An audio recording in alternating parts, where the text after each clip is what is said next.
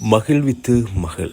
வாழ்க்கையில் அழகு என்பது நாம் எவ்வளவு மகிழ்ச்சியாக உள்ளோம் என்பதில் இல்லை, நம் செயலால் மற்றவர்கள் எவ்வளவு மகிழ்ச்சி அடைகிறார்கள் என்பதில் தான் இருக்கிறது.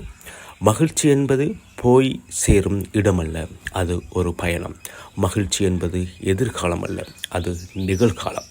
ஏனெனில் மகிழ்ச்சியாக இருக்கும்போது மனம் தெளிவு அடைகிறது. மனம் தெளிவாக இருக்கும்போது உள்ளத்தில் புது புது சிந்தனைகள், தூய எண்ணங்கள் ஊற்றெடுக்கிறது. மனம் மகிழ்ச்சியாக இருக்கும் போதுதான் ஒருவரின் செயல்திறன் அதிகமாகவும் ஆக்கப்பூர்வமாகவும் இருக்கும். பொதுவாக மற்றவர்களுக்கு நம்மால் இயன்ற உதவிகள் செய்யும் போது இயல்பாகவே உங்களால் மகிழ்ச்சியாக இருக்க முடியும். ஆம் தோழர்களே, எந்த சூழ்நிலையிலும் ஆனந்தமாக இருக்க கற்றுக்கொண்டு விட்டால் துன்பங்களின் நிழல் கூட உங்களை அணுக முடியாது. மற்றவர்களை மகிழ வைத்து மகிழுங்கள். உலகம்